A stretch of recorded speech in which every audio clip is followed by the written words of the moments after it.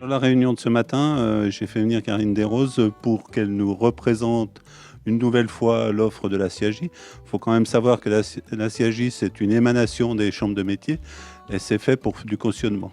Et surtout pour que les artisans ne piochent pas dans leur trésorerie pour faire des investissements.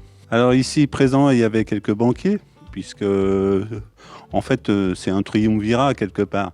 C'est les banquiers, c'est les gens de service éco de la chambre de métier, et puis c'est la CIAJ.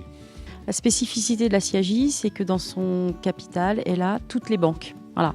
Le but de la CIAJ, c'est d'apporter une caution aux porteurs de projets pour un crédit.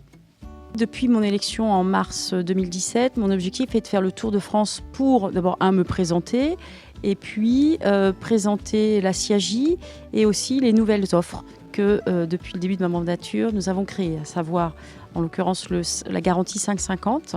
Donc c'est une garantie de 5 000 à 50 000 qui offre la possibilité pour du besoin matériel ou immatériel ou du besoin en fonds de roulement pour les artisans, mais aussi parce que la CIAJ ne concerne pas que les artisans, la CIAJ c'est aussi pour les professions libérales, les agriculteurs et les commerces de proximité.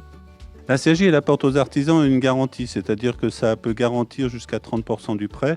Et quand vous avez fait une préétude et que vous avez 30% du prêt qui est garanti, et ben quand vous allez voir votre banquier, il dit les 70%, soit il y a une autre caution, ou soit je les prends en charge tel que doit le faire un banquier.